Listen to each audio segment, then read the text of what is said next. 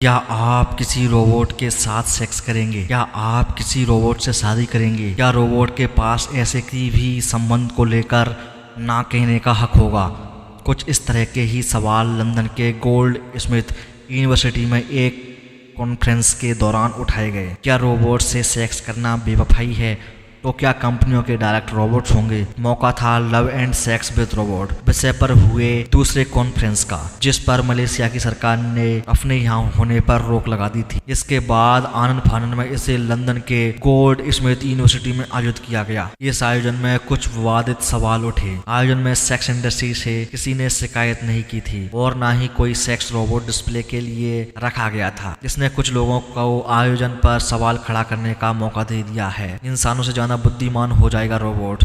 एक रोबोट जो स्वयं बनाएगा रोबोट। रियल डॉल्स कैलिफोर्निया की सेक्स टॉय बनाने वाली एक प्रमुख कंपनी है। कंपनी का दावा है कि वो अगले साल कृत्रिम बुद्धिमत्ता वाले सेक्स डॉल तैयार करने जा रही है। अगर ऐसा होता है तो ये डायरेक्टर डेविड लेवी जैसे लोगों की दलीलों को सही साबित करेगा। वो लंबे समय से इंसानों जैसे दिखने वाले बुद्धिमान रोबोट के युग की बात करते रहे हैं। उन्होंने कॉन्फ्रेंस के आखिर में अपने संबोधन में डायरेक्ट और इंसान के बीच अंतरंग होते रिश्ते की बात कही। उन्होंने कहा, अगले 10 सालों में बखूबी ऐसा सॉफ्टवेयर तैयार कर लिया जाएगा जिसकी मदद से एक ऐसा रोबोट तैयार हो जाएगा जिसमें एक पार्टनर के सभी गुण मौजूद होंगे, फिर चाहे प्यार, विश्वास, सम्मान या सहनशीलता की बात क्यों ना हो। मशीनों के खतरे को हमें अंदाजा तक नहीं है। इस रोबोट से बदतमीजी की तो ये नाराज होगी। वो आगे कहते हैं कि अगर कोई रिश्ते में तर्कराज पसंद करता है और किसी आक्रामक स्वभाव वाले रोबोट से शादी करना चाहता है तो उन्हें एहसास भी मिलेगा। हालांकि इस तरह के रोबोट पार्टनर्स को लेकर नैतिक सवाल भी खड़े हो रहे हैं। डॉक्टर डेविस लेवी का मानना है कि कानून को ऐसे रोबोट को एक इंसान का दर्जा देना होगा। यह भले ही अभी दूर की कौड़ी लग सकती है, लेकिन साल 2016 में कई कंपनियों, अकेडमियों, जगत के लोगों और सरकार के प्रतिनिधियों ने इस सवाल पर माथापच्ची की है। जहाँ तक रोबोट के अधिकारों की बात है तो इस पर डॉक्टर डेविस का नजरिया बहुत एक तरफा है। रोबोट खत्म कर देंगे आधी नौकरियां। आपकी रसोई में रोबोट की एंट्री। वो कहते हैं कि अगर रोबोट के व्यवहार से लगेगा कि वो शादी करना चाहता है तो फिर हमें उसका निर्णय मान लेना चाहिए। अभी जो रोबोट्स इंसान व्यवहार के मुताबिक डिजाइन किए गए हैं वे किसी इंसान के बजाय दोस्ताना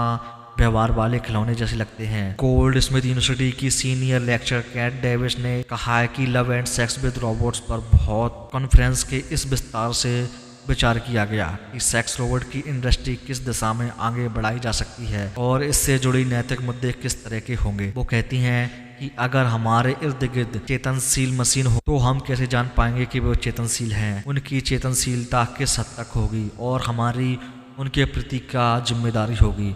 इन सब बातों पर विचार करना होगा कि क्या उसके पास अपने अधिकार होंगे, क्या हमें सहमति को लेकर आइडिया पर काम करना चाहिए।